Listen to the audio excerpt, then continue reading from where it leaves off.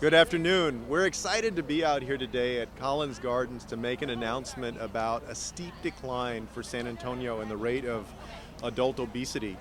Some folks may remember that in 2010 we established a Mayor's Fitness Council and also as part of SA 2020 set a goal of reducing adult obesity by 10%. The great news is that we've exceeded that goal. In fact, from 2010 to 2012, San Antonio's adult obesity rate went from 35.1% to 28.6%.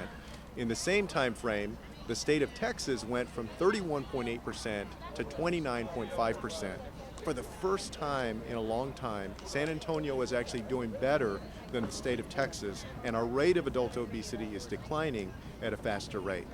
That's great news because it means that 70,000 more San Antonians are not obese.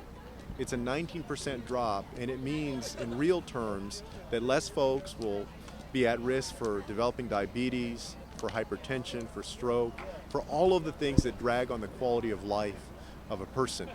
2 weeks ago, San Antonio also received great news that its AAA bond rating for its general obligation bonds was affirmed by all three major rating agencies, Fitch, Moody's, and S&P. San Antonio is now the only big city in the United States that has a AAA bond rating with all of the major rating agencies. That's significant because it means that we're able to get more infrastructure, streets, drainage, sidewalks, work on our parks, get all of that done because we're able to borrow at a lower rate. And we're seen as a very well-managed city.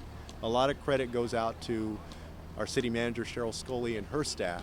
San Antonio has shown itself to be one of the most fiscally responsible cities in the United States.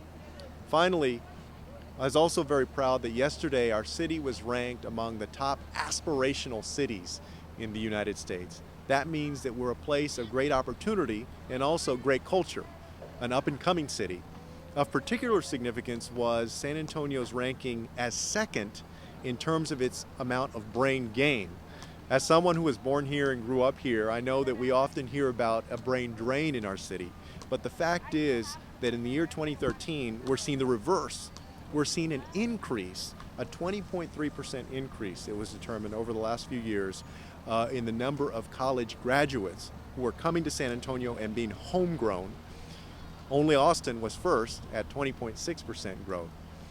What it means for San Antonio is that your children and your grandchildren who are sitting in seats in classrooms around the city, they have a greater opportunity to graduate from high school, graduate from college, and then find their American dream here in San Antonio instead of having to go somewhere else. That's what we want.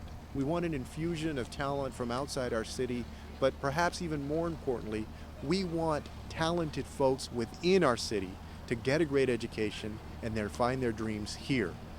The good news is that's happening right now in our city. We're going to keep working with the private sector, the public sector, people of all different ideological stripes to make sure that San Antonio becomes a brain power community that is the liveliest city in the United States. Thank you very much for being a part of it.